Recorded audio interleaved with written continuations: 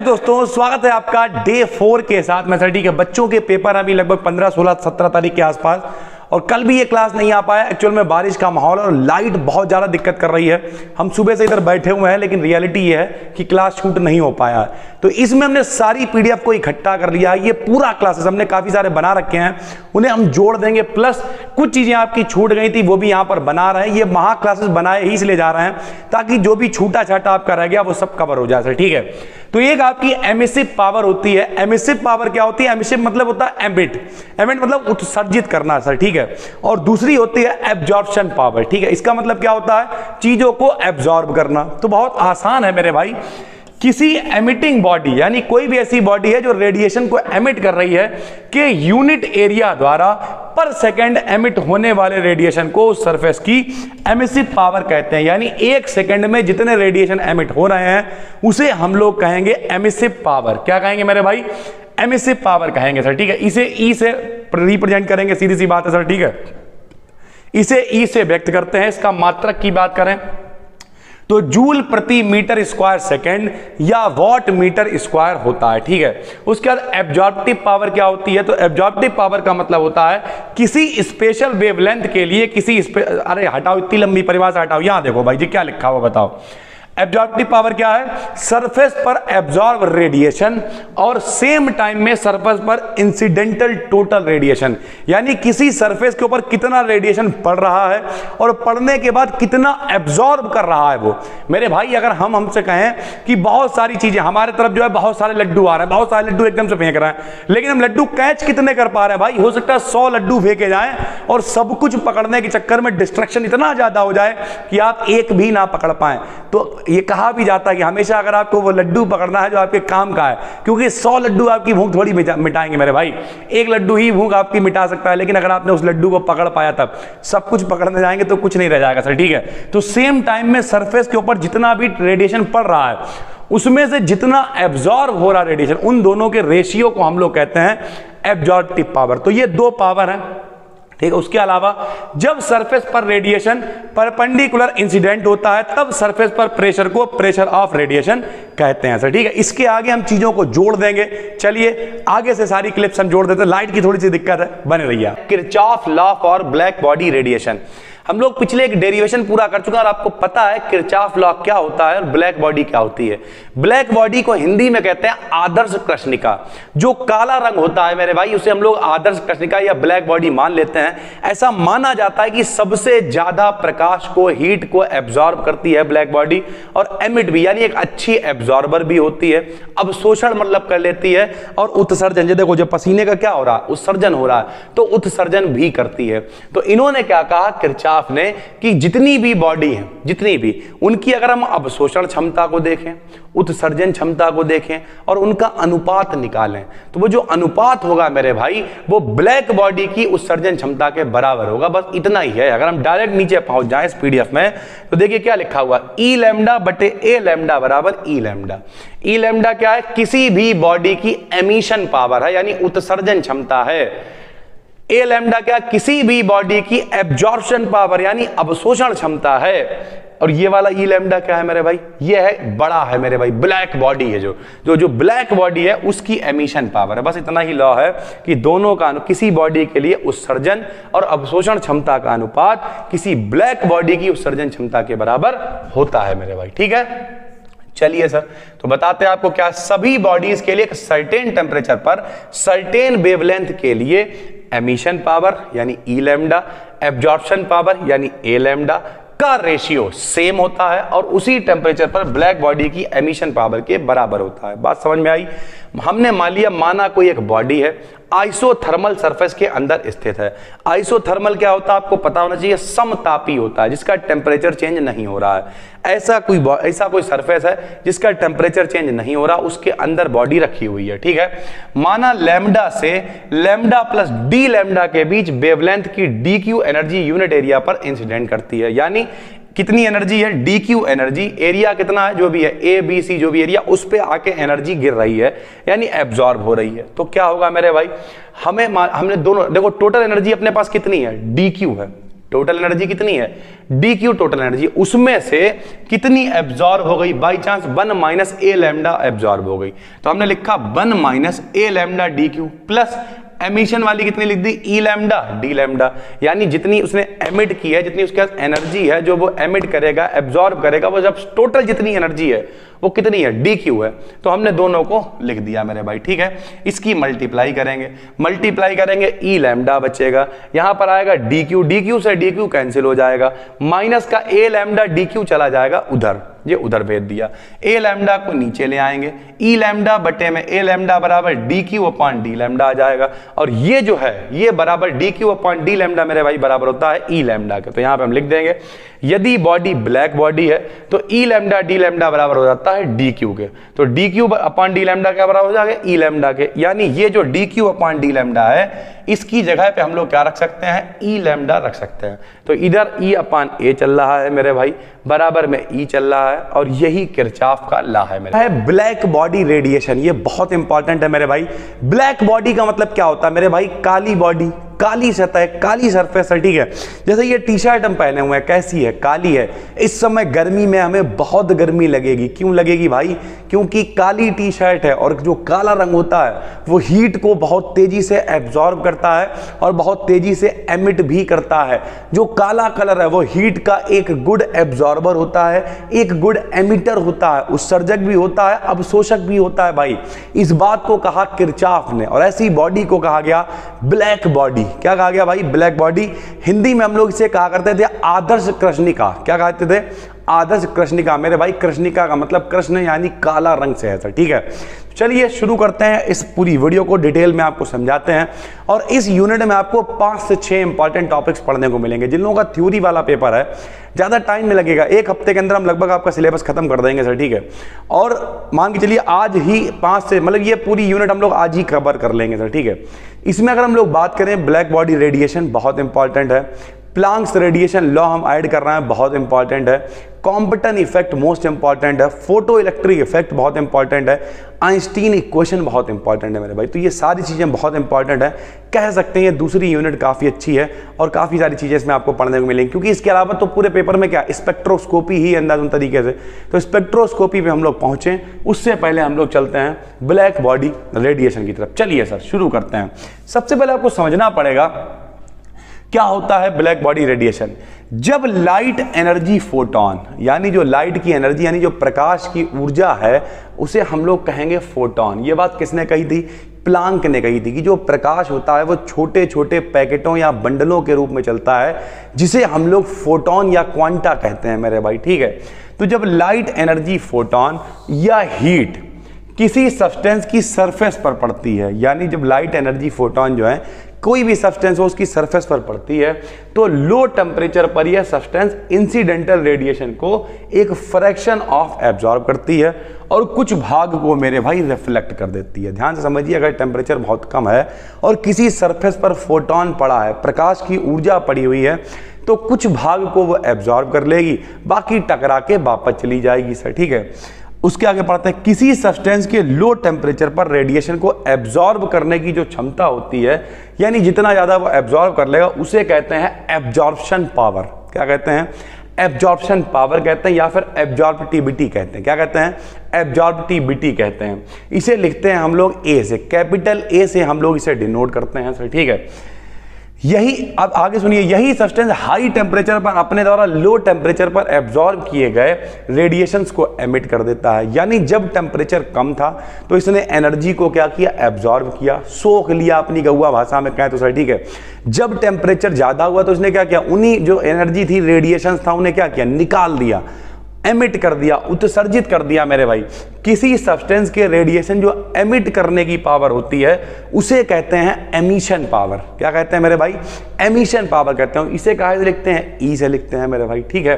तो अब किरचॉफ ने क्या कहा, किरचॉफ ने कहा किसी सब्सटेंस की एमिटिविटी यानी कितना ज्यादा वो उत्सर्जित कर रहा है, निकाल रहा है रेडिएशन, और एब्जॉर्बिटी, एब्जॉर्बिटी का मतलब कितना ज्यादा वो एब्जॉर्ब कर रहा है रेडिएशंस को, का रेशियो हमेशा कांस्टेंट होता है। ठीक है, क्या होगा? कांस्टेंट। तो एमिशन पावर को ई से लिख दिया, एब्जॉर्प्शन पावर को ए से लिख दिया, दोनों का रेशियो क्या कर दिया मेरे भाई? कांस्टेंट कर दिया। कांस्टेंट मतलब क्या हो गया? नियतांक होता है। ठीक है सर, ये बात किसने कह दी? किरचॉफ ने। क्वेश्चन नंबर क्या बना ली? 1। तो ये नॉर्मल बात हो गई कि अगर टेम्परेचर लो है, अगर टेम्परेचर लो है, बोला करो साथ में भाई, अगर टेम्परेचर लो है तो क्या करेगी? कोई बॉडी उस पर रेडिएशंस पड़ेंगी, वो उसे एब्जॉर्ब कर लेगी। जब उसका टेम्परेचर ज़्यादा होगा तो वो उन्हें एमिट कर देगी। एब्जॉर्ब करने की क्षमता को एब्जॉर्बिटिविटी या एब्जॉर्प्शन पावर कहेंगे, एमिट करने की क्षमता को एमिटिविटी या एमिशन पावर कहेंगे। दोनों का रेशियो एक कांस्टेंट होगा, ये बात कह दी किरचॉफ ने। ठीक, अब हम बात करते हैं ब्लैक बॉडी के बारे में।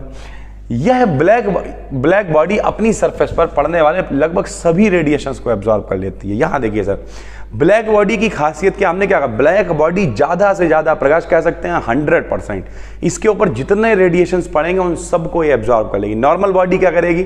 कुछ को एब्जॉर्ब करेगी, कुछ को टकरा के वापस भेज देगी, लेकिन ये नहीं करेगी। ये क्या कहेगी? आए रहो, आए रहो, आए रहो। यह ब्लैक बॉडी अपनी सरफेस पर पड़ने वाले लगभग सभी रेडिएशंस को एब्जॉर्ब कर लेती है, अतः इसकी एब्जॉर्बिटी लगभग 100% होती है। तो इसकी एब्जॉर्बिटी कितनी होती है मेरे भाई? 100% होती है अकॉर्डिंग टू किरचॉफ। किरचॉफ के अकॉर्डिंग फिर वही बात है मेरे भाई, EB अपॉन AB बराबर constant. Sir ji E upon A तो कांस्टेंट था, समझ में आया। एमिशन पावर बटे एब्जॉर्प्शन पावर बराबर कांस्टेंट होता, समझ में आया। लेकिन सर जी ये B क्या उठा लाए भैया? B माने होता है ब्लैक बॉडी। B माने क्या होता है? Black body. तो एनर्जी ऑफ ब्लैक बॉडी यानी emission power of black body बटे में absorption power of black body भी क्या हो जाएगा मेरे भाई? एक कांस्टेंट आ जाएगा। ठीक है, पहली और दूसरी इक्वेशन है। पहली इक्वेशन नॉर्मल के लिए क्या है? E अपॉन A कांस्टेंट है। दूसरी इक्वेशन ब्लैक बॉडी के लिए क्या? EB अपॉन AB कांस्टेंट है मेरे भाई। ठीक है, AB का मान कितना होगा? 1 होगा। सर जी क्यों होगा? क्योंकि AB क्या है? ब्लैक बॉडी की अवशोषण क्षमता। और किरचॉफ ने क्या कहा मेरे भाई कि जो एक ब्लैक बॉडी है, परफेक्टली ब्लैक बॉडी है, वो जितना प्रकाश आएगा 100% एब्जॉर्ब कर लेगी। उसे आप 100% कहो या 1 कहो, एक ही बात होती है। तो यानी AB की वैल्यू हो जाएगी मेरे भाई 1। ठीक, AB की वैल्यू हमने 1 रख दी। AB की वैल्यू कितनी रख दी? 1 रख दी। ठीक है, तो यहाँ पे नीचे 1 आ गया, तो E अपॉन A का मान EB आ गया। A को उधर भेज दे रहा है, तो E का मान आ गया A इंटू EB। ठीक है, अब ये A क्या है? ये नॉर्मल है, ध्यान से समझिएगा। AB का मान 1 है, A का मान 1 नहीं है। क्यों? क्योंकि A नॉर्मल बॉडी के लिए है। यहाँ पे लिख के थोड़ा सा हम आपको समझाते हैं तो और अच्छे से समझ में आएगा। यहाँ देखिए सर, AB क्या है? AB है ब्लैक बॉडी रेडिएशन के लिए एब्जॉर्प्शन पावर। अब ब्लैक बॉडी क्या करेगी? अपने ऊपर 100% प्रकाश पड़ेगा और 100% प्रकाश को अवशोषित कर लेगी, यानी इसकी वैल्यू कितनी होगी? 1 होगी। लेकिन जो नॉर्मल बॉडी है, जो नॉर्मल बॉडी है जिसके लिए हमने A मान रखा है, वो पूरे प्रकाश को थोड़ी एब्जॉर्ब कर लेगी। तो उसके लिए A का मान क्या? 1 से कम होगा। वो 70% एब्जॉर्ब कर सकती है, 60 कर सकती है, 50 कर सकती है, तो वैल्यू उसकी 1 से कम होगी। तो हमने लिख दिया A का मान क्या है? 1 से कम है। और जब A का मान 1 से कम है मेरे भाई, मान लिया 1/2 है, तो 2 को इधर भेज दो, तो EV का मान क्या हो जाएगा? 2E, यानी दुगना हो जाएगा। इसका मतलब EV का मान होगा ज्यादा, किससे मेरे भाई? कैपिटल E से। यानी ब्लैक बॉडी का जो एमिशन भी होगा वो नॉर्मल वाले से ज्यादा होगा। जहां जहां पे B यूज किया है वो ब्लैक बॉडी के लिए है, यहां पे कुछ नहीं यूज किया, वो नॉर्मल बॉडी के लिए है सर। ठीक है, तो यानी उत्सर्जन भी ब्लैक बॉडी ज्यादा करेगी। अतः किसी ब्लैक बॉडी सब्सटेंस से अधिक होती, अतः किसी ब्लैक बॉडी की एमिटिविटी किसी दूसरे सब्सटेंस से अधिक होती। सरल भाषा में कहें तो ब्लैक बॉडी एब्जॉर्ब भी अंधाधुंध करती है और एमिट भी अंधाधुंध करती है सर। ठीक है, हम लोग जब पढ़ा करते थे GF कॉलेज में सर, ठीक है, जो लोग यहीं से होंगे बताइएगा, इंस्टाग्राम पे टैग करना भाई, BD सर्च करना और बताना हमें या मैसेज करना, पढ़ेंगे। काफ़ी एक्टिव है इस समय, इवेंट के चलते सर। ठीक है, और रियलिटी ये है कि जब हम लोग आज GF कॉलेज में एक डार्क रूम था, तो हम लोग को ले जाया गया डार्क रूम में। क्या होगा भाई? तो डार्क रूम में क्या था? पूरा कमरा ब्लैक पोता हुआ था। हमने भाई क्यों ब्लैक क्यों पोता गया भाई? तो वहाँ पे लाइट वाले जो ऑप्टिक्स वाले थे वो प्रैक्टिकल करवाए जा रहे थे। उसमें दिखना चाहिए, प्रतिबिंब बनता हुआ, लाइट आ रही है, टकरा रही है, प्रतिबिंब इमेजेस बन रही हैं, ये सारी चीज़ें वहाँ पे दिखाई जा रही थी। तो पूरा कमरा ब्लैक पोते, सारी लाइटें बंद, जो थोड़ी बहुत लाइट इधर उधर से आ भी रही थी वो ब्लैक दीवारें उसे ऑब्जर्व कर ले रही थी। हम खुद चाहते हैं इस तरीके का एक कमरा बनाना सर। ठीक, हमने ऊपर एक कमरा छोड़ रखा है और हम चाहते हैं उस कमरे को हम पूरा ब्लैक करवाएंगे। लेकिन हमारे जो घर वाले हैं उन्हें पता चल गया कि इनने काला कमरा पुतवाया है, समझ लो वो जो है इतना दुखी करेंगे, ठीक है, कहेंगे अब तुम जो क्या नया नया रमल बना रहे हो, इस चक्कर में वो पड़ा हुआ है ऐसे ही होल्ड पे। लेकिन रियलिटी है मेरे भाई, कमरा अगर ब्लैक कलर, इसीलिए जैसे ये क्लास है, इस क्लास में येलो कलर है सर, ठीक है, तो ये खिल के आ रहा है, अगर लाइट नहीं भी होती है तो एक चमक आएगी। अभी हम इसे काला पुतवा देते हैं तो पहले तो एक निगेटिविटी आती है, क्यों? क्योंकि रेडिएशंस आ ही नहीं रही हैं, प्रकाश आ ही नहीं रहा, बैठे हुए हैं, तो ये सारी चीज़ें हो जाती हैं सर, ठीक है। तो अतः किसी ब्लैक बॉडी सब्सटेंस से एमिशन पावर भी सबसे ज़्यादा होती है। तो अर्थात ब्लैक बॉडी जो है वो बेस्ट एब्जॉर्बर भी होता है और बेस्ट एमिटर भी होता है। यानी एक काली बॉडी जो है, एक कृष्णिका जो है, आदर्श कृष्णिका, वो अच्छा एब्जॉर्बर भी है, अच्छा एमिटर भी है सर, ठीक है। ब्लैक बॉडी विजिबल रेंज के लगभग सभी फोटॉन्स को एमिट करती है। यानी विजिबल रेंज क्या होती है हमने आपको बता रखा है, कई सारी रेंज होती है मेरे भाई प्रकाश की भी, सब हम लोगों को नहीं दिखती हैं। अल्ट्रावायलेट हम लोग नहीं देख सकते, इंफ्रारेड हम लोग नहीं देख सकते, एक्स रेज हम लोग नहीं देख सकते। कभी हाथ टूटा होगा, आप एक्सरे कराने का होगा, आपको दिखा, फोटो खिंच गया, उन्होंने दे दिया, लेकिन रियलिटी है कभी आपने रेस को पढ़ते हुए देखा? नहीं देखा। लेकिन हम लोगों को जो प्रकाश दिखाई दे रहा है ये विजिबल प्रकाश है। कौन सा है? विजिबल। इसकी जो रेंज होती है मेरे भाई वो होती है 4000 से 8000। कितनी होती है बताइए सर? 4000 एंगस्ट्रॉम से 8000 एंगस्ट्रॉम मेरे भाई होती है, ठीक है सर। तो ये काफ़ी इंपॉर्टेंट चीज़ें हैं जो आपको पता होना चाहिए। कौन सी लाइट है? विजिबल लाइट होती है जो हम लोगों को दिखाई देती है, मतलब दृश्य प्रकाश होता है, ठीक है सर। तो सभी फोटॉन्स, यानी ब्लैक बॉडी विजिबल रेंज के लगभग सभी फोटॉन्स को एमिट करती है। ब्लैक बॉडी के द्वारा जो उत्सर्जित रेडिएशंस होते हैं वो कॉन्टिन्यूस स्पेक्ट्रम देते हैं। कॉन्टिन्यूस मतलब लगातार, सतत स्पेक्ट्रम। स्पेक्ट्रम की जब भी कभी बात हो, समझ लेना कोई ग्रुप की बात करी जा रही है सर, ठीक है। स्पेक्ट्रम आपने सुना होगा, हाई स्कूल में पढ़ रखा होगा। स्पेक्ट्रम क्या? विवग्योर, बैजानी, हप्पी नाला, फिर हाइड्रोजन स्पेक्ट्रम सुन रखा है, लाइमन, बामर, पास्चन, ब्रैकेनफोर्ड। तो स्पेक्ट्रम की जब भी कभी बात की जाए, सतत स्पेक्ट्रम मतलब कॉन्टिन्यूस, लगातार सर, ठीक है। हाई टेम्परेचर पर किसी ब्लैक बॉडी के द्वारा एमिट होने वाले रेडिएशन को ब्लैक बॉडी रेडिएशन कहते हैं। तो पूरा जो हम लोग आज का टॉपिक था ये ब्लैक बॉडी रेडिएशन। तो ओवरऑल आखिरी में हमारी समझ में आया कि ब्लैक बॉडी रेडिएशन क्या है, कि जब टेम्परेचर बहुत ज़्यादा होगा, पहले तो कम पे आइए, जब टेम्परेचर बहुत कम होगा तो ब्लैक बॉडी क्या करेगी? लगभग सारे प्रकाश को एब्जॉर्व कर लेगी, 100% प्रकाश को एब्जॉर्व कर लेगी। बाकी बॉडीज होंगी वो 100% नहीं कर पाएंगी, वो कुछ एब्जॉर्व करेंगी, कुछ रिफ्लेक्ट करके वापस छोड़ देंगी। लेकिन जो ब्लैक बॉडी होगी वो 100% प्रकाश को एब्जॉर्व कर लेगी। जब टेम्परेचर बहुत ज़्यादा होगा तो फिर वो एमिट करना शुरू करेगी, एमिट करना शुरू करेगी, और जब एमिट करना शुरू करेगी तो जो रेडिएशन निकलेगा उसे ही हम लोग कहेंगे मेरे भाई ब्लैक बॉडी रेडिएशन। और अगर आपका पेपर बाई चांस रिटन वाला आ रहा है, हम गारंटी ले रहे हैं आपका लॉन्ग पक्का करवा के जाएगा मेरे भाई, सेकेंड सेमेस्टर वाले और फाइनल ईयर वाले दोनों लोग बहुत कायदे से। इसलिए ये वीडियो आपको चैनल पे भी दिखेगी, बाकी कोर्स में जो लोग देख रहे हैं अच्छी बात है सर, ठीक है। सबसे पहले यहां पे लिखा हुआ है प्लांक्स लॉ, ठीक मेरे भाई। प्लांक का लॉ क्या होता है जरा समझिए। प्लांक एक व्यक्ति हैं, एक वैज्ञानिक हैं, जिन्होंने कहा जो प्रकाश है वो छोटे छोटे पैकेटों या बंडलों की फॉर्म में चलता है। ध्यान से समझिएगा कि जो प्रकाश है वो छोटे छोटे पैकेटों या बंडलों की फॉर्म में चलता है। एक बंडल को कहते हैं मेरे भाई फोटोन। क्या कहते हैं? फोटोन, या फिर कहते हैं क्वांटा। क्या कहते हैं? क्वांटा कहते हैं मेरे भाई। तो एक बंडल को फोटोन या क्वांटा कहते हैं। ये बात किसने कही? प्लांक ने कही। और इसके आधार पर हम लोग कई सारे, वीन का लॉ क्या है, रेले जीन्स का लॉ क्या है, ये सारे निकालेंगे और ये लॉन्ग में 101% आएगा मेरे भाई, ठीक है। चलिए सर, तो 1981 में प्लांक ने क्वांटम थ्योरी को प्रस्तुत किया। क्या थी इनकी क्वांटम थ्योरी? और यह माना कि ब्लैक बॉडी की बॉल्स के मॉलिक्यूल्स ऑसिलेटर्स के समान व्यवहार करते हैं। यानी कोई अगर ब्लैक बॉडी है तो जो उसकी दीवार है, उसके जो मॉलिक्यूल हैं वो एज अ ऑसिलेटर काम करेंगे। क्या बताया इन्होंने? तथा प्रत्येक ऑसिलेटर की अपनी खुद की एक फ्रीक्वेंसी होती है। भाई मेरे भाई ऑसिलेटर का मतलब ही क्या होता है? जो ऑसिलेट करे, जो कंपन करे। फ्रीक्वेंसी क्या होती है बताओ? एक सेकंड में जितने कंपन, जितने वाइब्रेशन होते हैं उसी को तो फ्रीक्वेंसी कहते हैं मेरे भाई, जिसे आप आवृत्ति कहते थे। तो प्रत्येक ऑसिलेटर की अपनी फ्रीक्वेंसी होती है। यह ऑसिलेटर ब्लैक बॉडी की कैविटी में इलेक्ट्रोमैग्नेटिक रेडिएशंस का एमिशन करते हैं। यानी ये ऑसिलेटर भी क्या करते हैं? इनके अंदर से लगातार इलेक्ट्रोमैग्नेटिक रेडिएशन निकलते रहते हैं और एब्जॉर्ब भी करते हैं। इस प्रकार एक बैलेंस्ड कंडीशन प्रोड्यूस की जाती है। मॉलिक्यूलर ऑसिलेटर्स के संबंध में प्लांक ने 2 कल्पनाएं दी। यानी कुल मिला के पहले इन्होंने बताई थोड़ी चीजें और फिर इन्होंने परिकल्पनाएं दी हैं। क्या वो परिकल्पनाएं हैं जरा सुनिए। पहली परिकल्पना है ऑसिलेटर्स की एनर्जी E = Nhν ही हो सकती है। इसका क्या मतलब है मेरे भाई? NH का मतलब क्या, अगर आप n का मान 1 रखोगे तो इसका मतलब एनर्जी कितनी हो सकती है, H हो सकती है। 2 रख दो सर, 2H हो सकती है, 3H हो सकती है, 4H हो सकती है, लेकिन इसके बीच में कह दो 3.5H 4.5H ये नहीं हो सकती है।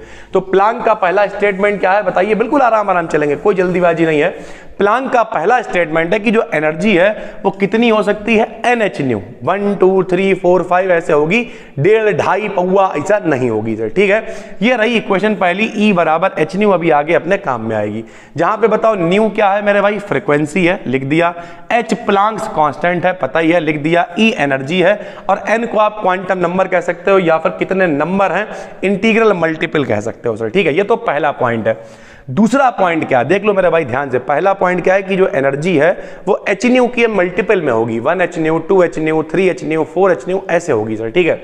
दूसरा पॉइंट है ऑसिलेटर्स एनर्जी का एमिशन और एब्जॉर्प्शन छोटे छोटे पैकेट्स के रूप में करते हैं, ठीक है। अभी जो हम आपको बता रहे थे, इन पैकेट्स को क्वांटा या फोटोन कहते हैं, और प्रत्येक फोटोन में H एनर्जी होती है। यानी दो इन्होंने स्टेटमेंट दे दिए कि पहला जो मल्टीपल रहेगा वो NH की फॉर्म में रहेगा, और दूसरा जो छोटे छोटे जो लाइट है, ठीक है, या फिर जो एमिशन हो रहा है, यहाँ पे एनर्जी, यहाँ पे हम लोग बात कर रहे हैं एनर्जी की, तो जो ऑसिलेटर्स की एनर्जी का एमिशन हो रहा है या एब्जॉर्प्शन हो रहा है वो भी छोटे छोटे पैकेट या बंडल की फॉर्म में होगा, और उसे हम लोग कहेंगे फोटोन या फिर क्वांटा।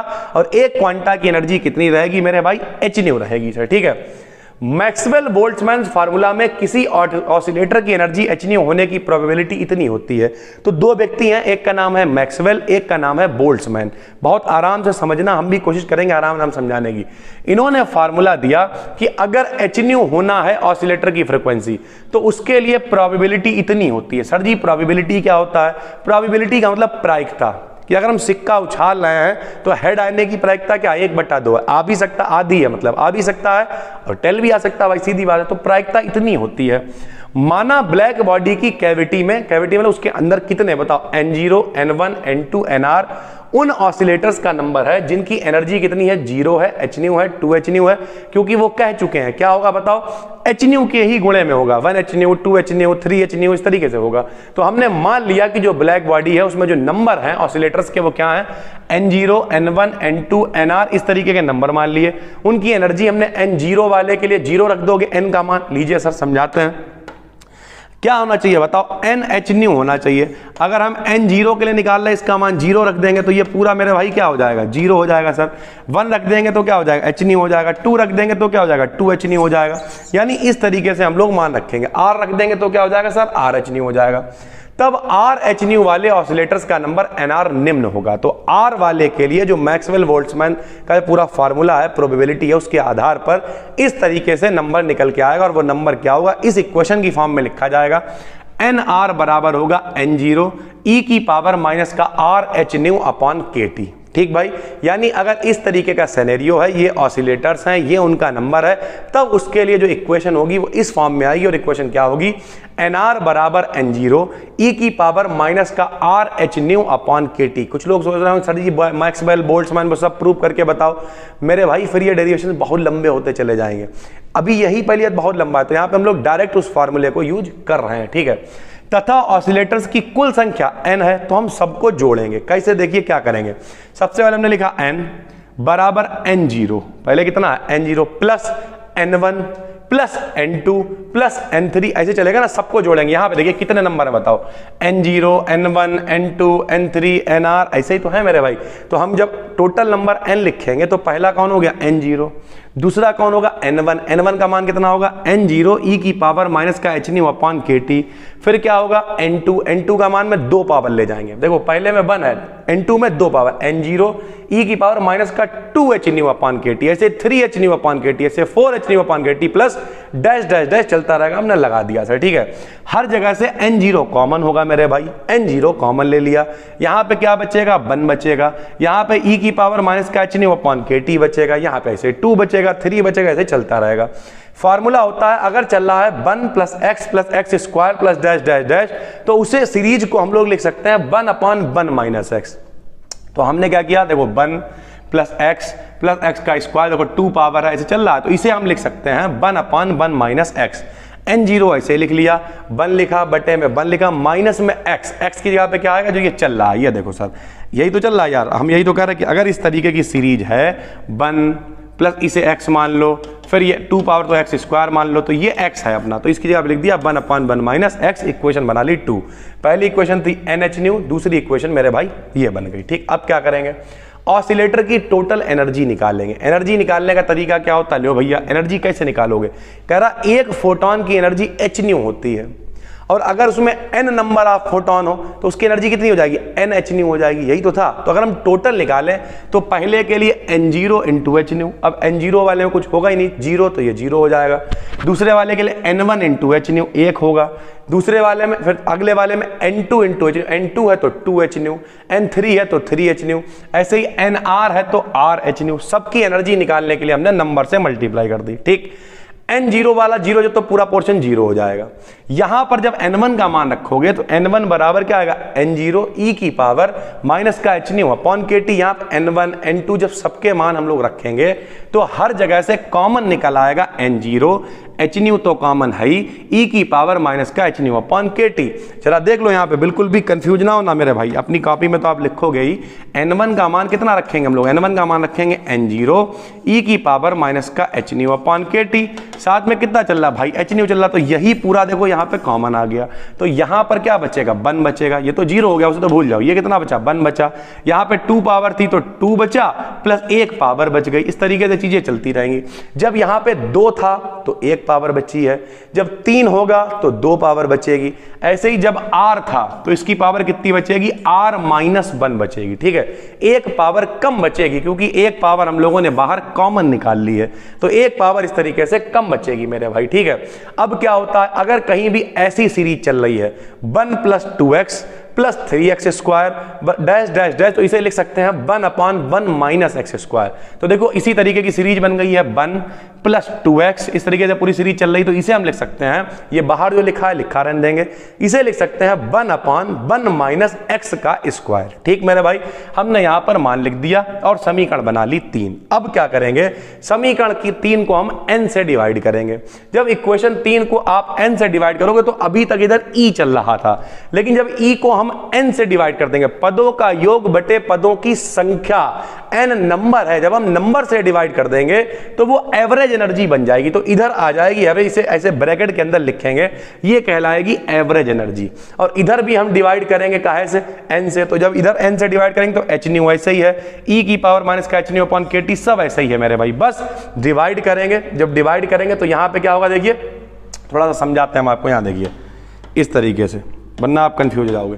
यहाँ n से डिवाइड करेंगे, यहाँ भी n से डिवाइड, और n का मान कितना होगा बताओ, N0, और क्या e की पावर माइनस का H-nu अपॉन KT, ये इसका मान है, यही तो मान है ना सर। तो N0 से N0 क्या हो जाएगा, कैंसिल, ये भी क्या हो जाएगा, कैंसिल, तो ये पावर अपने पास बच जाएगी, बाकी सारे मान लगभग खत्म हो जाएंगे सर। ठीक, तो ये देखिए केवल ये अपने पास बचा हुआ है और 1 पावर अपने पास बची हुई है। N0 का मान कहाँ, अगर आपको नहीं पता है लीजिए सर, ये लिखा हुआ देखो, N0 का मान हम लोगों ने अभी निकाला है, कहाँ है कहाँ है कहाँ है कहाँ है मेरे भाई, ये देखिए यहीं कहीं पे होगा N0, n बराबर N0 सर। ठीक है, n बराबर N0, ये देखिए सर ये चल रहा है N0 प्लस N0 e की पावर, यहां से हमने N0 कॉमन ले रखा है, तो n बराबर N0 e की पावर माइनस का H-nu अपॉन KT होता है सर। ठीक है, तो इस तरीके से आप यहां पे मान रखोगे। मान रखने के बाद अपने पास सिर्फ क्या बचेगा, H-nu e की पावर माइनस का H-nu अपॉन KT, और बटे में सिर्फ 1 पावर बचेगी।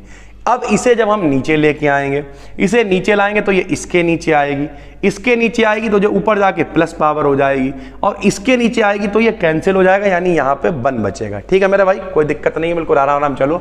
सबसे पहले ये स्टेप था, इस स्टेप को हमने n से भाग दिया, यहाँ n से भाग दोगे तो ये एवरेज एनर्जी बन जाएगी, यहाँ n से भाग दोगे तो n की वैल्यू रखी जाएगी, N0 e की power minus H-nu upon KT, इस तरीके की चीजें रख के जो कैंसिल होना होगा कैंसिल होगा, और बचेगा अपने पास ये सर। ठीक है, जब ये बचेगा तब देखो क्या कर रहा है यहाँ पर, तो इसे हम ले आएंगे नीचे, नीचे लाएंगे ऊपर जाके प्लस होगा और ये हो जाएगा कैंसिल। ठीक है, यह प्लांक ऑसिलेटर के लिए एवरेज एनर्जी का फार्मूला कहलाएगा। क्या कहलाएगा?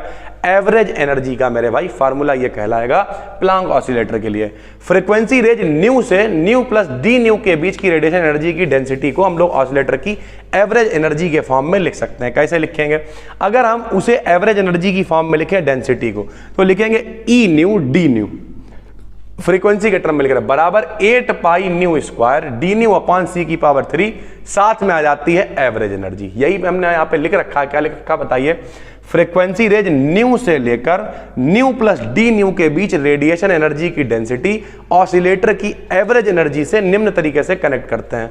तो भैया इसकी जो रेडिएशन एनर्जी की डेंसिटी है वो एवरेज एनर्जी से ऐसे कनेक्ट होगी, ये फार्मूला होता है। ई बार का मान हम लोग निकाल चुके हैं ऊपर। कहां निकाला सर? ये देखिए, ई बार का मान ये निकल के आया एच न्यू अपॉन ये पूरा इंतजाम, तो हमने ई बार का मान यहाँ पे रख दिया सर। ठीक है, ई बार कह लो या ब्रैकेट के अंदर जो ई है उसे रख दिया हमने सर। ठीक है, तो इस तरीके से हमने मान रख दिया, यहाँ पे मान रखा, जो कैंसिल हो रहा था उसे कैंसिल कर दिया और अपने पास निकल के आ गया ई न्यू डी न्यू बराबर 8 pi H nu cube D nu upon C की पावर 3 ई की power H nu upon K T minus 1, इतनी वैल्यू बच जाएगी।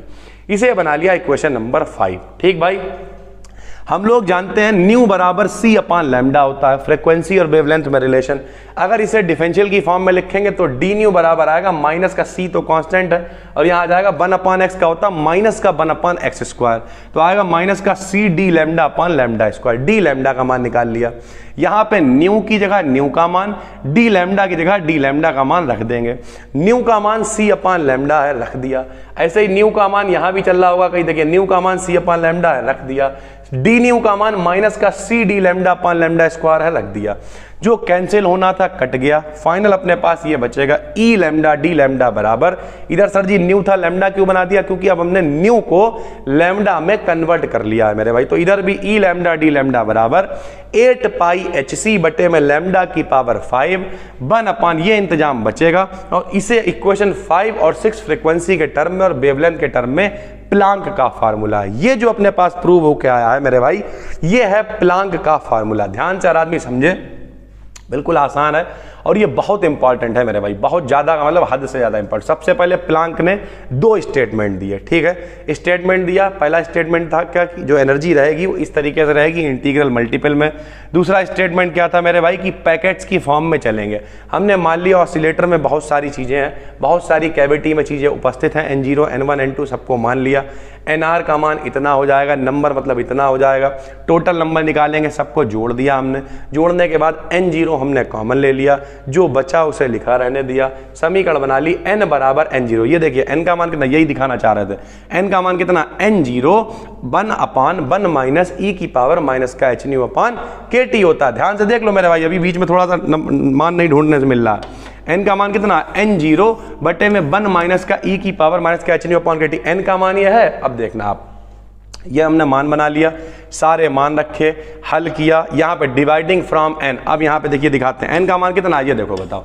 n का मान ये कितना है? N0 बटे में 1 माइनस, यहाँ पे हम देखिए लिख रहे हैं, बताइए सर, यहाँ पे देखिए लिखे N0 बटे में 1 माइनस ई की पावर माइनस का H nu upon K T, इसे भाग देना हमने। देखिए n का मान कितना है बताओ? N0 उसके बाद बटे में 1 माइनस ई की पावर माइनस का H nu upon K T, ये मान है मेरा भाई। देखो N0 से N0 क्या हो जाएगा? कैंसिल।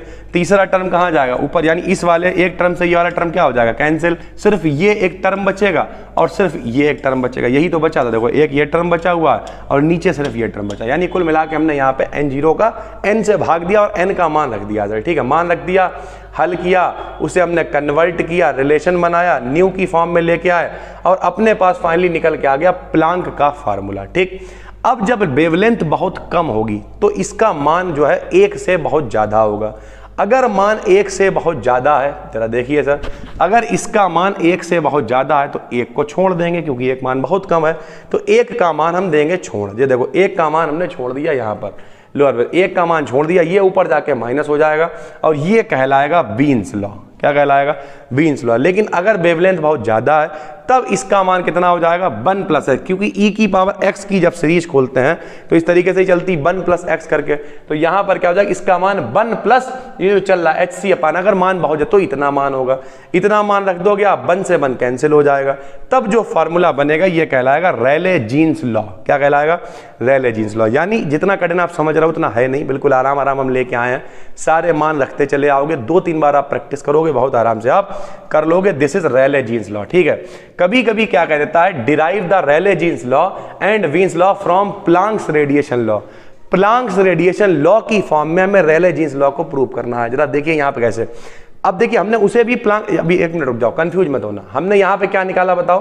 प्लांक्स रेडिएशन लॉ ही निकाला है, इससे हमने बीन्स लॉ ही निकाला है, रेले जीन्स लॉ ही निकाला, इतना ही आप छोड़ सकते हो, कोई दिक्कत नहीं है। लेकिन अगर वो पूछ लेगा मेरे भाई आपसे वेवलेंथ के टर्म में, तो according to Planck's radiation law wavelength के टर्म में ये इतना होता है, u लैम्डा डी लैम्डा बराबर 8πhc/λ की पावर 5, मतलब इस तरीके से।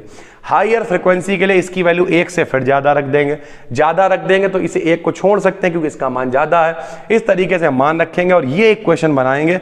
8πhc को a मान लेंगे, hc/λ को b मान लेंगे, और ये एक क्वेश्चन बन के आएगी जो कहलाएगी वीन्स लॉ। क्या कहलाएगी? Wien's law. ऐसे ही हायर फ्रीक्वेंसी के लिए अगर लेंगे, हायर वेवलेंथ के लिए, तो इसकी वैल्यू 1 से कम हो जाएगी e की पावर, तो इसका मान फिर बिल्कुल वैसे 1 + hc/λ kT के बराबर मान रखेंगे, यह आएगा रेले जीन्स लॉ। ये वेवलेंथ के टर्म में है, जो ऊपर निकाला है वो फ्रीक्वेंसी के टर्म में, एक बार हायर वेवलेंथ रख दी प्लांक के लॉ में, एक बार लोअर वेवलेंथ रख दी, ठीक है भाई। बहुत ज्यादा ये इंपॉर्टेंट है, अगर आपके पेपर होने वाले हैं, पर्ची बना लेना, खर्रा बना लेना, रट लेना, जो करना, लेकिन इसे पढ़ के जरूर जाना है, ठीक है। इसकी पीडीएफ आपको कहां मिलेगी? टेलीग्राम पे मिलेगी मेरे भाई। टेलीग्राम पे आप क्या सर्च करोगे? टेलीग्राम पे आप सर्च करोगे BDKDN BSc, ठीक है। स्टीफन बोल्ट्जमैन लॉ, ये बहुत इंपॉर्टेंट है मेरे भाई। अगर ये धोखे से फंस गया तो आपको 7.5 नंबर से लेके 15 नंबर तक दिला सकता है, बहुत इंपॉर्टेंट है, इसे आपको मन लगा के पढ़ना है मेरे भाई, ठीक है। तो क्या कहा स्टीफन ने, सुनिए। स्टीफन के अकॉर्डिंग किसी ब्लैक बॉडी के यूनिट एरिया से रेडिएशन के एमिशन का रेट उसके टेम्परेचर की 4th पावर के डायरेक्टली प्रोपोर्शनल होता है। पहले तो ब्लैक बॉडी क्या होती है सुनिए। ब्लैक बॉडी को हिंदी में कहते हैं आदर्श कृष्णिका। कोई भी वो बॉडी काली, देखो काला कलर क्या होता है? सबसे ज्यादा प्रकाश का सबसे अच्छा अवशोषक होता है। काला कलर प्रकाश को सबसे ज्यादा अवशोषित करता है और काला कलर ही एमीटर भी होता है, निकालता भी सबसे ज्यादा है। हम लोग जब पढ़ते थे जीएफ कॉलेज में तो वहां पर एक डार्क रूम था। डार्क रूम क्या होता था मेरे भाई? उसमें सब दीवारें वगैरह काला पेंट कर रखी थी। जो लोग हम लोग प्रैक्टिकल करते थे, लाइट वाले, ऑप्टिक्स वाले, वो वहीं पे किया करते थे। प्रतिबिंब वगैरह बनता हुआ दिखाई देता था, सारी चीजें। तो वो काला पेंट क्यों कर रखा था? ताकि जो अगर थोड़ी बहुत रोशनी पहुंच भी रही हो तो वो काला कलर उसे एब्जॉर्ब कर ले, उसे सोख ले, गौवा भाषा में कहे तो सर, ठीक है, उसे एब्जॉर्ब कर ले और उसके बाद आसानी से चीजें हो पाए और लाइट वगैरह वहां पे ज्यादा ना रहे, प्रतिबिंब वगैरह बन पाए। तो ब्लैक बॉडी क्या करती है? ये आदर्श कृष्णिका का काम करती है, ज्यादा से ज्यादा प्रकाश को एब्जॉर्ब कर लेती है, ठीक है भाई। के यूनिट एरिया, मानिए कोई भी ब्लैक बॉडी है, ठीक है, तो उसका यूनिट एरिया मतलब लंबाई ले ले रहा, चलो 1 मीटर, और चौड़ाई भी ले ले रहा 1 मीटर। तो अगर आपको इसका एरिया निकालना होगा तो क्या हो जाएगा? लंबाई गुणे चौड़ाई, यानी एरिया भी कितना हो जाएगा? 1 × 1, यानी कितना हो जाएगा सर? 1 मीटर ही एरिया हो जाएगा। तो अगर हम 1 मीटर लें एरिया, तो उससे जितनी रेडिएशन निकलेंगी सर, क्या निकलेंगी? रेडिएशन निकलेंगी। क्या निकलेंगी? रेडिएशन निकलेंगी। तो ये रेडिएशन किसके? जो टेम्परेचर होगा उसकी 4th पावर के डायरेक्टली प्रोपोर्शनल होंगी। मतलब क्या है? अगर हम कह दें ये है रेडिएशन की एनर्जी सर, ठीक है, E, तो ये किसके डायरेक्टली प्रोपोर्शनल होगी? टेम्परेचर की 4th पावर के डायरेक्टली प्रोपोर्शनल होगी। आपने 12th में ये पढ़ रखा है कि भैया जो रेडिएशन निकल रही है उनका जो एमिशन का रेट है, यानी एमिशन की दर है, वो टेम्परेचर की 4 पावर के डायरेक्टली प्रोपोर्शनल होगा, ठीक। जब कभी भी डायरेक्टली प्रोपोर्शनल हटाते हैं, एक कांस्टेंट लगाते हैं मेरे भाई। इन्होंने कांस्टेंट क्या लगाया? सिग्मा लगाया। क्या लगाया? सिग्मा कांस्टेंट लगाया। सिग्मा को कहा गया स्टीफान्स कांस्टेंट। क्या कहा गया? Stefan constant. तो देखिए बिल्कुल आसान है। क्या आसान है बताइए? कोई ब्लैक बॉडी है, उस ब्लैक बॉडी का यूनिट एरिया लिया है हमने। कितना लिया है? यूनिट एरिया लिया है, मतलब लंबाई चौड़ाई 1 रही होगी उसकी, ठीक है। उस एरिया से जितना एमिशन हो रहा है वो टेम्परेचर की 4th पावर के डायरेक्टली प्रोपोर्शनल है, ठीक। समानुपाती हटाया, एक नियतांक क्या लगा दिया? सिग्मा लगा दिया। फार्मूला बन गया E = σT की पावर 4। E = σT की पावर 4 बन गया, जहां सिग्मा क्या है, where sigma is Stefan constant. Sigma क्या है मेरे भाई, स्टीफान कांस्टेंट है। ठीक है, अब क्या हुआ, एक और आदमी आया बोल्ट्जमैन, उन्होंने कहा मेरे भाई ये लॉ थोड़ा सा दिक्कत है, हम इसमें थोड़ा सा ऐड ऑन करने वाले हैं। बोल्ट्जमैन ने क्या कहा, परंतु यह लॉ किसी बॉडी के एटमॉस्फेयर के साथ टोटल एनर्जी लॉस में नहीं है। यानी अगर क्या है, मान लिया बॉडी है, ठीक है, जैसे हम हैं, अब समझिए सरल भाषा में, इस समय आप देख रहे होंगे बहुत गर्मी लग रही है हमें। क्यों लग रही है, क्योंकि हमारे शरीर का टेम्परेचर है कम।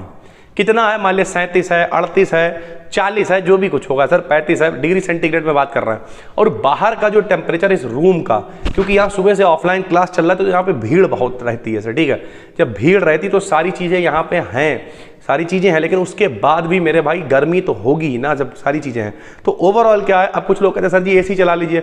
मेरे भाई जब तक एसी ठंडा करेगी तब तक मेरी वीडियो शूट हो जाएगी, फिर हमें अभी जाना है, तो ये कारण रहता है। लेकिन खैर ओवरऑल बात यह है कि अब क्या हो रहा है, ऊष्मा ज्यादा वाले भाग से कम वाले भाग की तरफ जा रही है। ठीक है, मतलब अब यहां पे क्या है, बाहर से मेरे शरीर के अंदर आ रही, तभी हमें गर्मी लग रही है। अभी क्या होता, बाहर का मौसम बहुत ठंडा होता तो हमसे ऊष्मा बाहर जाती और हमें ठंड लगने लगती। यानी जो एनर्जी का लॉस हो रहा है उसे एक्सप्लेन नहीं कर पा रहा। तो क्या किया इन्होंने, इसके लिए बोल्ट्जमैन ने एक लॉ दिया जिसे स्टीफान बोल्ट्जमैन लॉ कहते हैं। यानी स्टीफान ने नॉर्मल बात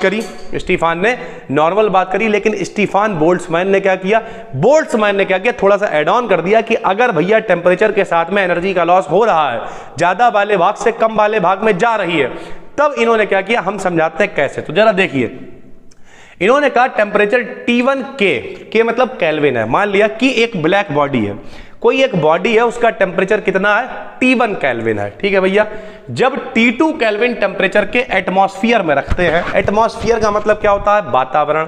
मान लिया यार मेरा टेम्परेचर 10 है, 20 है, 30 है, हम हैं बाहर वाले टेम्परेचर में जिसका टेम्परेचर 40-42 है। तो यानी मेरा टेम्परेचर T1 हो गया, बाहर का टेम्परेचर T2 हो गया। हालांकि हम ब्लैक बॉडी नहीं है, हम एग्जाम्पल दे रहे हैं, वरना हम तो देखो कितने स्मार्ट है, कितने गोरे हैं, कभी घमंड नहीं करा हमने, वो एक अलग बात है। एटमॉस्फेयर में रखते हैं तो बॉडी के प्रति एकांक एरिया से जो रेडिएशन का रेट है वो E1 बराबर सिग्मा T की पावर 4 और एब्जॉर्प्शन का जो रेट है वो सिग्मा T2 की पावर 4 होगा। इन्होंने क्या कह दिया, उन्होंने सिर्फ कहा था कि जो रेट है नॉर्मल रेडिएशन के निकलने का जो रेट है वो टी की पावर 4 होगा। लेकिन इन्होंने क्या कहा, इन्होंने कहा जो एमिशन का रेट है आप कह रहे हो सिग्मा T की पावर 4 होगा, ठीक है, लेकिन एब्जॉर्प्शन का जो रेट होगा वो कितना होगा, सिग्मा T2 की पावर 4 हो जाएगा। क्यों हो जाएगा भाई, क्योंकि दो यहां पे चीजें हो गई ना, एक तो बॉडी हो गई यानी ब्लैक बॉडी हो गई और एक एटमॉस्फेयर हो गया। तो ब्लैक बॉडी का टेम्परेचर कितना है, T1 है, तो उसके लिए एमिशन क्या हो जाएगा, E1 बराबर सिग्मा T1 की पावर 4। और जो बाहर का एटमॉस्फेयर है उसका टेम्परेचर कितना है, T2 है, तो उसका एमिशन हो जाएगा E2 बराबर सिग्मा T2 की पावर 4। ठीक है भाई, ये किसने कहा, बोल्ट्जमैन ने कहा। तो इन्होंने एमिशन बताया था केवल स्टीफान ने, लेकिन बोल्ट्जमैन ने क्या किया, एब्जॉर्प्शन की भी बात कर दी। ठीक है भाई, अतः एक ब्लैक बॉडी के यूनिट एरिया से रेडिएशन एनर्जी का लॉस निम्न होता है। कितना लॉस हुआ जरा समझो, ध्यान से समझना। इन्होंने कहा एमिशन हुआ इतना, एब्जॉर्प्शन हुआ इतना। एमिशन कितना हुआ बताओ, इन्होंने कहा एमिशन हुआ, सर थोड़ा सा पेन नीचे गिर गया है, कोई दिक्कत नहीं है, ऐसे ही बना देते हैं। एमिशन कितना हुआ, E बराबर सिग्मा T1 की पावर 4, इतना एमिशन हुआ, इतना मेरा खर्चा हुआ। ठीक है भाई, और एब्जॉर्प्शन कितना हुआ, एब्जॉर्प्शन हुआ E बराबर E2 मान लो या E मान लो सिग्मा T2 की पावर 4। सर ठीक है, अब देखिए यहाँ पे एमिशन मतलब खर्च हो गया इतना, मिल कितना गया, इतना मिला है मेरे भाई।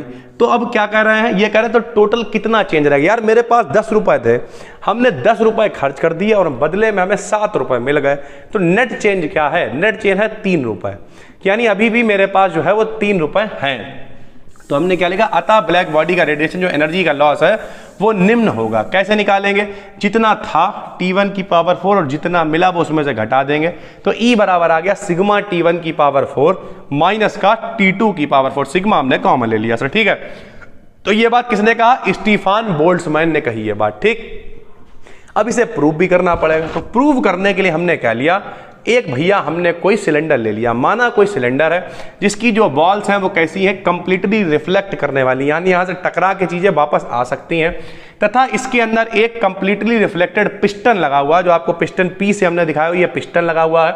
माना इसके अंदर एक रेडिएशन भरा है जिसका टेम्परेचर T है और एनर्जी डेंसिटी यानी ऊर्जा घनत्व U है। ठीक, ये मेरे भाई कोई सिलेंडर है, सिलेंडर के अंदर क्या है, पिस्टन है, पिस्टन को काहे से लिख दिया, पी से लिख दिया। इसके अंदर क्या भरा हुआ है, रेडिएशन है। दीवारें कैसी हैं, रिफ्लेक्शन वाली, यानी रेडिएशन टकरा सकता है, टकरा के इधर उधर जा सकता है। टेम्परेचर कितना है, T है। ऊर्जा घनत्व यानी एनर्जी डेंसिटी कितनी है, U है मेरे भाई, ठीक है। ये पिस्टन इन्होंने ले लिया।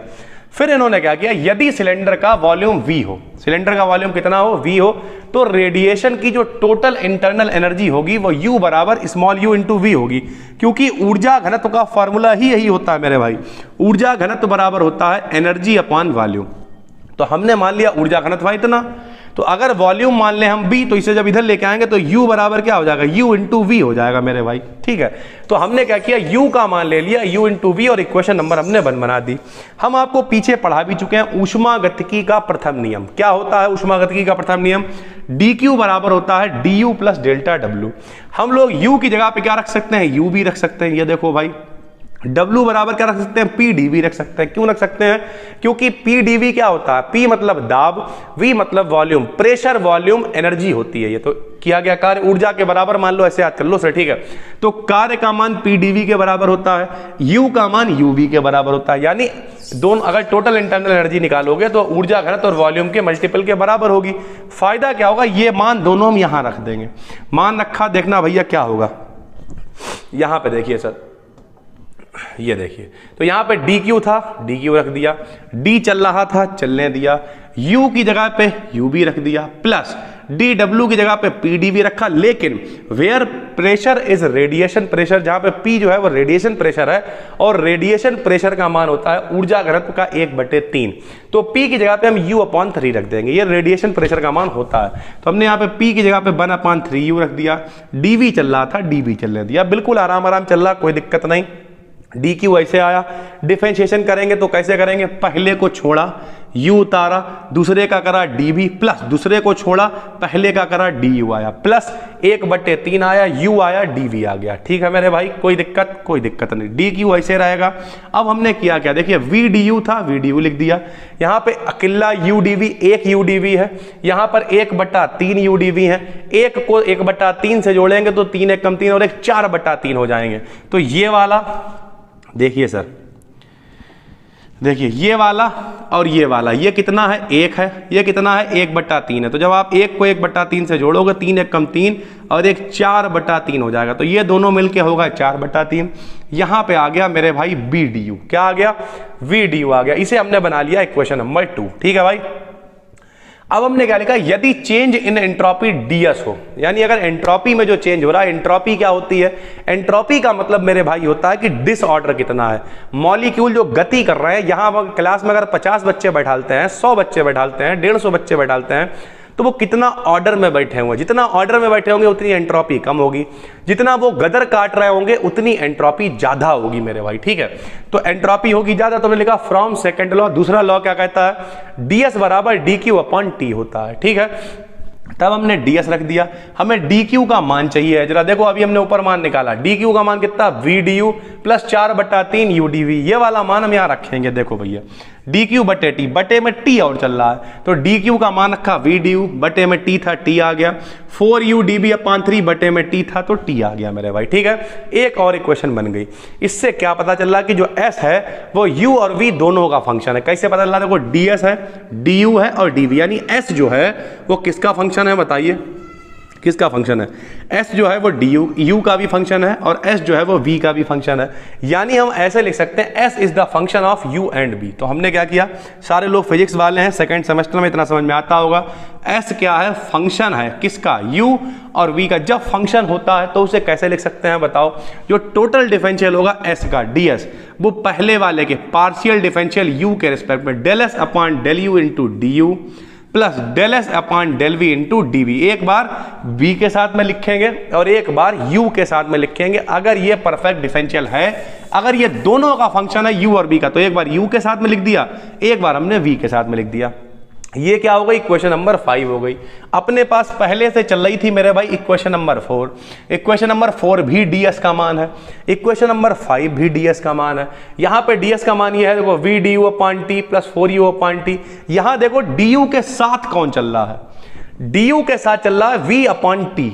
यहां dv के साथ कौन चल रहा है 4u अपॉन 3t, यहां पे du के साथ है del S upon del U, तो du के साथ v अपॉन टी, du के साथ del S upon del U, तो दोनों की हम तुलना करेंगे तो du तो तुलना में अलग हो गया, क्या बचा v अपॉन टी का माना जाएगा del S upon del U, ऐसे 4u अपॉन 3t का माना जाएगा del S upon del v। ठीक है, लो भाई तुलना कर दी, del S upon del U का मान v अपॉन टी आ गया, del S upon del v का मान 4u अपॉन 3t आ गया मेरे भाई। ठीक है, अब हम क्या करेंगे, ds कंप्लीट डिफरेंशिएशन है। ठीक है, ds क्या है, एक कंप्लीट डिफरेंशियल है। क्यों कंप्लीट है, क्योंकि u का भी फंक्शन है v का भी फंक्शन है, तो हम इसे लिख सकते हैं कि del two upon del S बराबर बटे डेल यू डेल v को लिख सकते हैं del two S upon del v del U, क्योंकि परफेक्ट डिफरेंशियल है, तो चाहे इधर लिखो चाहे उधर लिखो उससे कोई फर्क नहीं पड़ता। तो हमने किया क्या, डेल अपॉन डेल यू लिख दिया, इसे लिख दिया del S upon del v, ऐसे डेल v अलग कर दिया, del S upon del U लिख दिया। इनके मान अपने पास पहले से हैं, मान रख दिया भाई, इसका मान है 4u अपॉन 3t रख दिया, इसका मान है v अपॉन t मान रख दिया मेरे भाई। ठीक है, अब क्या करेंगे, चूंकि t केवल u का फंक्शन है, t केवल किसका फंक्शन है, u का फंक्शन है, तो अतः क्या करेंगे, देखो 4/3 निकाल लिया मेरे भाई, t किसका फंक्शन है, u का फंक्शन है, तो मेरे भाई यहां पे लिख दिया हमने 1 अपॉन t। ठीक, माइनस का निशान लगाया, 4/3 आया, u को रोक लिया और t के रिस्पेक्ट में 1 अपॉन t का डिफरेंशिएशन हो जाएगा 1 अपॉन टी स्क्वायर माइनस का। ठीक है, अरे ऐसे समझो यार, लो दिखाते हैं, यहां पे दो फंक्शन है, ऐसे समझ लो, एक तो u है और गुणे में 1 अपॉन टी है, ये जो टी लिखा 1 अपॉन टी, तो ये हो गया फर्स्ट फंक्शन, ये हो गया सेकंड फंक्शन। कैसे करते हैं डिफरेंशिएशन, पहले का करते हैं दूसरे को छोड़ते हैं, दूसरे का करते हैं तो पहले को छोड़ते हैं, ऐसे तो करते हैं ना। तो भैया 1 अपॉन टी, देखो 4/3 तो नियतांक है, बाहर लिख लिया, 1 अपॉन टी लिख लिया, u का कितना हो जाएगा 1 हो जाएगा, 1 लिखो या ना लिखो कोई मतलब नहीं है। माइनस क्यों लगाया, क्योंकि 1 अपॉन टी का डिफरेंशिएशन कितना होगा, माइनस का 1 अपॉन टी स्क्वायर होता है, तो माइनस प्लस माइनस क्या हो जाएगा, माइनस हो जाएगा। 4/3 नियतांक है, आ जाएगा, u को छोड़ा, 1 अपॉन टी का क्या हो जाएगा टी स्क्वायर। ठीक है, और दोबारा से t का करेंगे, क्यों, क्योंकि सिर्फ u का फंक्शन है, तो del T upon del U और आ जाएगा, बराबर में क्या आएगा, देखो डेल v अपॉन डेल v, 1 अपॉन टी बाहर आ जाएगा, डेल v अपॉन डेल v सरल भाषा में तो कैंसिल हो गया, या सिंगल है तो आराम से हट जाएगा, सर v का 1 हो जाएगा। तो इस तरीके से हमने किया क्या, हमने इसे सॉल्व कर दिया, first function del upon del t of second function plus second function del upon del t of first function, हमने इसका क्या किया, डिफरेंशिएशन कर दिया, और उधर वाले में भी हमने यही किया, इसे सॉल्व कर लिया हमने। जब हमने सॉल्व किया तो यहां चल रहा था 4/3, 4/3 1 अपॉन टी, उधर चल रहा था अकेला 1 अपॉन टी, 1 अपॉन टी को इधर ले आएंगे, 4/3 में से 1 घटा देंगे, बचेगा 1/3 1 अपॉन टी, ये माइनस वाले को उधर ले गए, 4/3 आया, u अपॉन टी स्क्वायर जैसे चल रहा था वैसे ही नॉर्मल चलने दिया। ठीक भाई, 3 से 3 कैंसिल हो जाएगा, एक टी से एक टी कैंसिल हो जाएगा, तो बचेगा क्या मेरे भाई, ये बचेगा, देखो ये बचा डेल यू अपॉन यू बराबर 4 डेल टी अपॉन टी, सिर्फ ये बचा और कुछ भी नहीं बचा।